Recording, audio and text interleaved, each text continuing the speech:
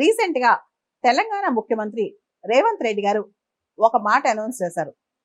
ప్రతి government servant తెలంగాణలో ఎవరైతే గవర్నమెంట్ సర్వెంట్స్ ఉంటారో వాళ్ళు తల్లిదండ్రుల్ని నిర్లక్ష్యం చేస్తారో, తల్లిదండ్రుల్ని సరిగా చూసుకోరో వాళ్ళ జీతం నుంచి 10 నుంచి 15% కట్ చేసి పేరెంట్స్ అకౌంట్లో వేయిస్తానని చెప్పి దానికి సంబంధించిన చట్టం తెలంగాణలో తీసుకురానున్నట్లు ఆయన ప్రకటించారు.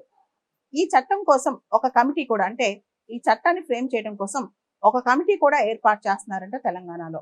మనందరికి తెలుసు, పేరెంట్స్ సంబంధించి, సీనియర్ సిటిజన్స్ సంబంధించి సెంట్రల్ గవర్నమెంట్ లో maintenance of parents and other senior citizens act 2007 ఉందన్నమాట.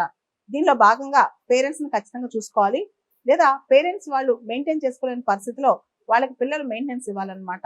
అండ్ ఇంతకు ముందే పేరెంట్స్ అంటే వాళ్ళు మెయింటైన్ చేస్తారు, పిల్లలు మమ్మల్ని బాగా చూసుకుంటారని చెప్పి పేరెంట్స్ తమ ఆస్తులు పిల్లలకి బదలాయిస్తే గనక, ఒకవేళ పిల్లలు చూసుకోకపోతే మళ్ళా ఆ ఆస్తి పేరెంట్స్ కి తిరిగి ట్రాన్స్ఫర్ అయ్యేటట్టు కూడా ఈ చట్టంలో ఉందన్నమాట.